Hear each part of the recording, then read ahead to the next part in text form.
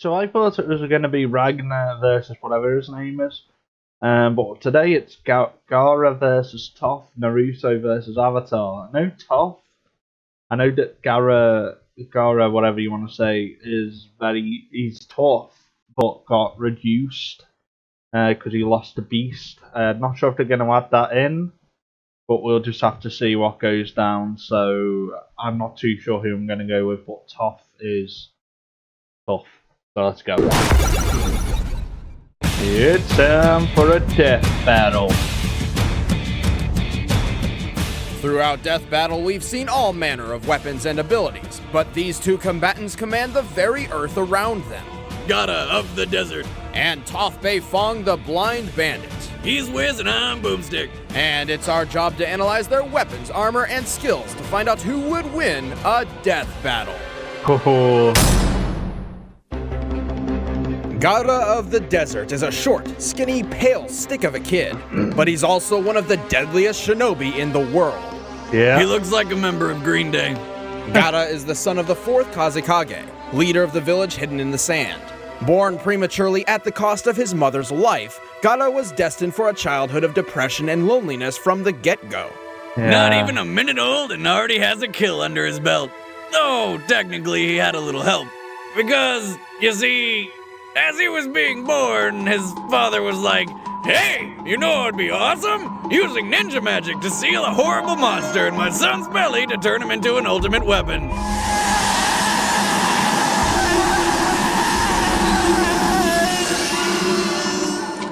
The process was successful, and Gaara became a Jinchuriki, human beings who have powerful tailed beasts trapped within them.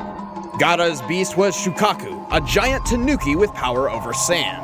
Oh, I want a tanuki as a pet. They're so fluffy and adorable, you just want to hug. Holy shit, what is that? Not very cute. Shukaku loathed humanity, and at first, Gaara had difficulty controlling the monster's rage, accidentally hurting others. As such, he was shunned by his own people, forced to live a secluded life. Well, yeah, I mean, he's got a goddamn tummy monster. It's not like Pepto-Bismol solving that. Convinced his only option was to fight and care for only himself, Gaara became a ruthless killing machine. But it's not all bad. Having a digestive desert demon gives him control over all things sand. He can wield it as a weapon using his mind to trap and crush his foes. Oh, and he can also use it to frickin' fly. How the hell does that work? He can mentally adjust the density of his sand, whether it needs to be lighter than air or stronger than steel. He can even use it to stop bombs powerful enough to wipe out an entire village. He can control any sand in his vicinity using his chakra, a spiritual energy shinobi access for superhuman abilities, such as walking up a tree. This guy is like the ultimate emo kid. But I'm not gonna give him too much crap, because he can use existing sand to crush the ground around him for even more sand. So he's never without easy access to ammo. Despite this, he still carries a gigantic gourd of sand on his back. Yeah. It's huge. You'd think that'd be hard on his spine. Interestingly enough, its unique shape and size is a reference to how in Japanese folklore, tanukis were considered to be so well endowed they'd have to sling their testicles over their shoulders. Oh. Awesome. But the thing is, Gaara's gourd is not carrying any ordinary testicles. I mean sand. Gaara has infused his own chakra into the gourd sand. This directly links it to Gaara, making it much easier for him to control. He's so skilled with it, he can even forge weapons from it, bury people underground, or send it into another person's bloodstream and control them like some sort of puppet. Talk about an itch you're not gonna scratch. Yeah. Also, Gaara eventually battled and defeated his own father, who happened to be a zombie at the time. His father used a magnetic release ability to control gold dust, much like Gaara does sand. Even though he can't do the zombie dad magnet thing, Gaara added gold dust to his gourd sand anyway, giving him more control over its weight. But wait, there's more. With her dying breath, Gaara's mother somehow imparted her own power into this sand. It became living sand, an extension of her will, determined to follow and protect Gaara. It will spring from the gourd to defend him from any danger, regardless of risk and without command. This absolute That was a good defensive fight. technique is called the Absolute Defense. Pretty good name, really. Gaara's sand is so dense and fast, only someone who can move nearly the speed of sound can pass it. Gaara can also use everyday sand to create defenses such as his sand armor, which encases him in a shell to soften blows. Unlike his automatic absolute defense, the sand armor is self-created and requires a large amount of his chakra to maintain. Gaara's skill with sand is only limited by how much chakra he's got left in his system. After running low, he could tag out and give Shukaku a turn fighting, until a group of crazy people literally pulled the sand monster from his body for good. That must have hurt. It's gotta be like twice as bad as the night after Chipotle. He died. Oh, the same then. Turns out losing Shukaku was actually a blessing in disguise. After being resurrected, Gaara spent some time reevaluating his emotional roller coaster of a life. Inspired by Naruto Uzumaki, he began to truly understand compassion. His attitude changed, his people began supporting him. He even commanded the allied shinobi forces during the Fourth Great Shinobi War. And, like his late father, Gaara also became A zombie? Kazekage. Damn! Well, even non-zombie and missing Shukaku, Gaara still retained his powerful chakra and skill over sand. In their fight, Gaara was so powerful, his father mistook him for Shukaku itself, despite the sand monster being long gone. Gaara is stronger and smarter than ever, all thanks to his mother's love. Aww. I miss Mama Boomstick. How lovely. Few can withstand the overwhelming power of this sand shinobi. Or Mama Boomstick's cooking. Hey! You're uninvited to Thanksgiving. I never was! Exactly.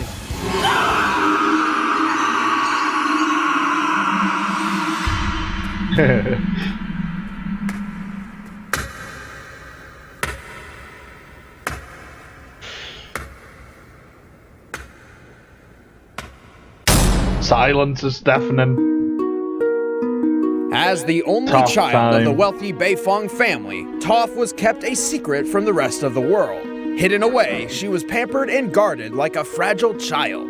Her parents were hopeful she could someday become a noble, respected member of Earth Kingdom society. But their hopes were pretty much dashed from the moment she popped out. See those faded whites? Yeah, Toph's completely blind. My daughter is blind. She is blind and tiny and helpless and fragile. Still, fragile is the last word that I would want to use to describe this chick. Definitely. Frustrated by her parents' stubborn coddling, Toph ran away from home at the age of 6 and ended up losing her way in a cave. Until she was rescued by some giant badger moles. Yes, they are badgers, and they are moles. Imagine one of those things burrowing into your home. What kind of pest control do you even call for that? Oh wait, I'd I run know. away. Fire.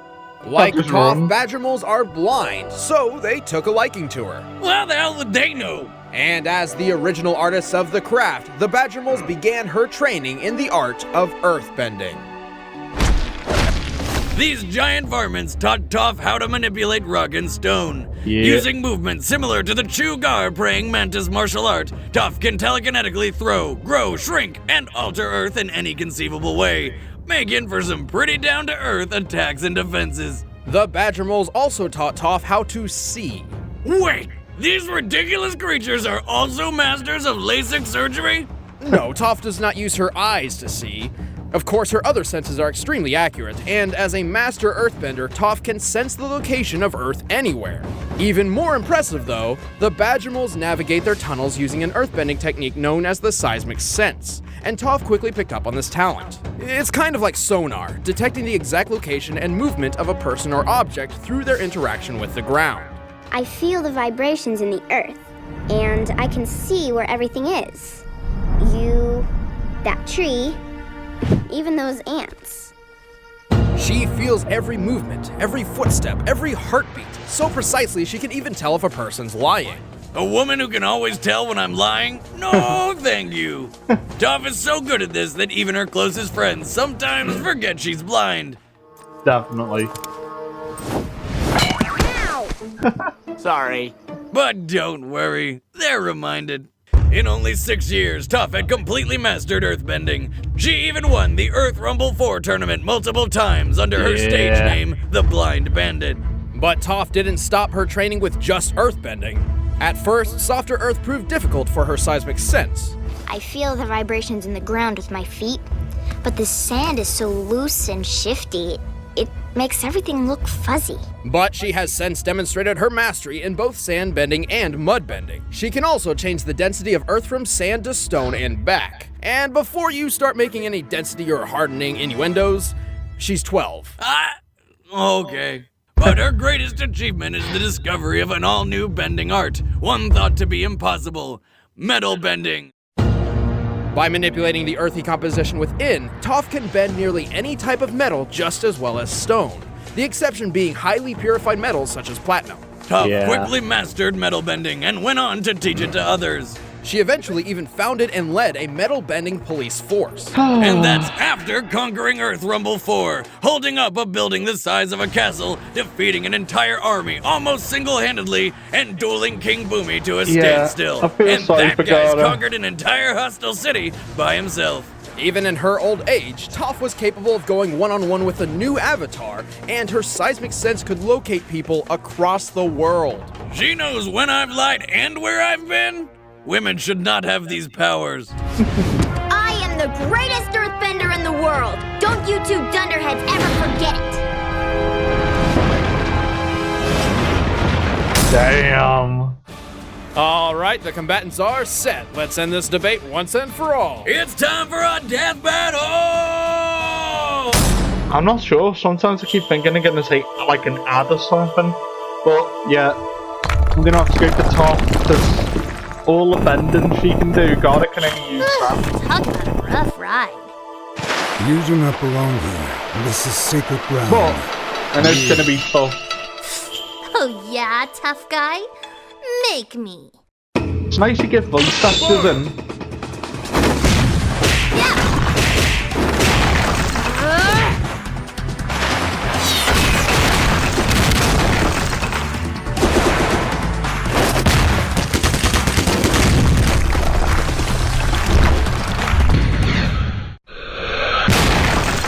Yeah. Interesting. She commands stone as fluently as I control sand. By the way, I can tell you're using your sand to smash up the ground underneath us for more ammo. Pretty smart for a sand. Too bad I'm gonna kick your butt before you can use any of it. Come on, Gaara. I can't underestimate her. Yeah. Yeah! I need time. Oh. Huh? Oh, damn. That was close.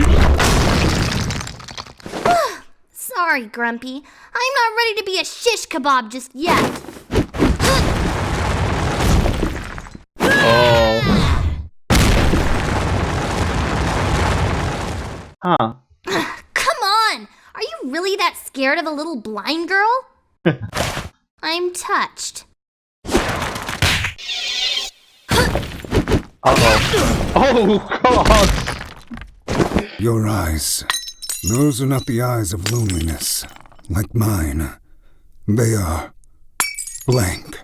Impressive insight, Gloomsville. I'm digging the whole wearing sand thing, though. That's new.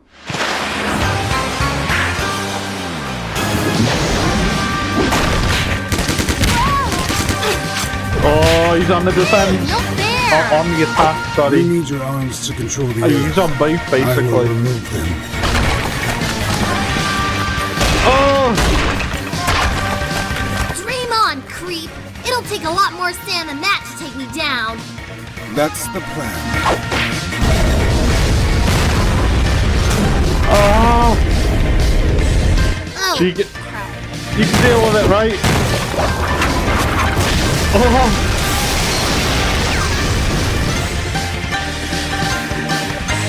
Jesus! Sun coffin. Sun burial.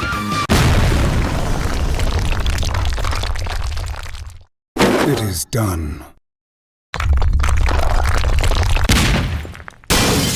Yes. Jeez, I almost felt that. That's impossible. You kidding? Pay attention, Sandy. I'm about to school you. Oh no. Gaara.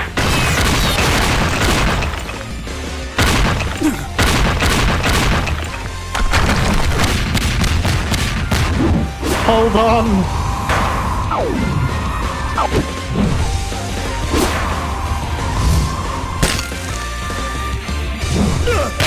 Gotcha. No!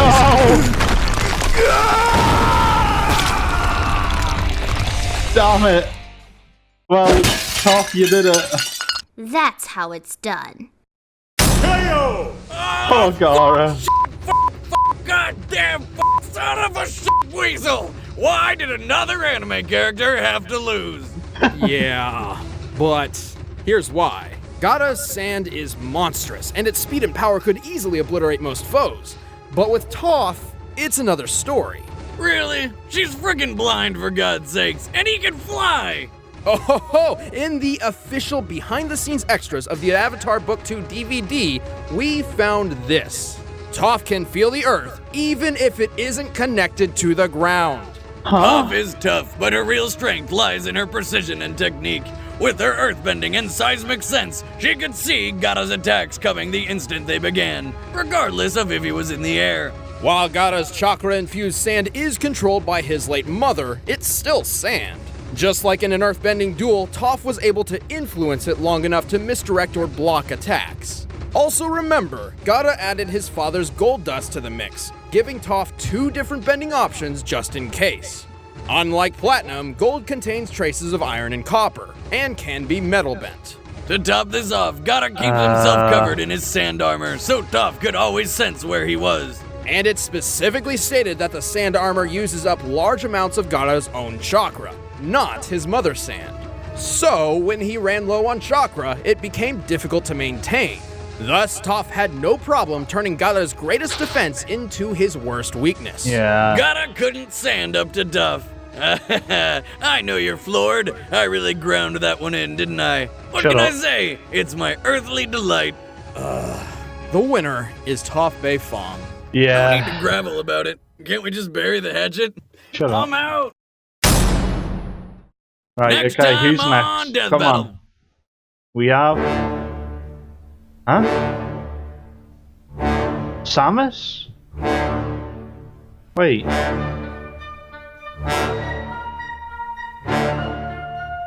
that a remaster?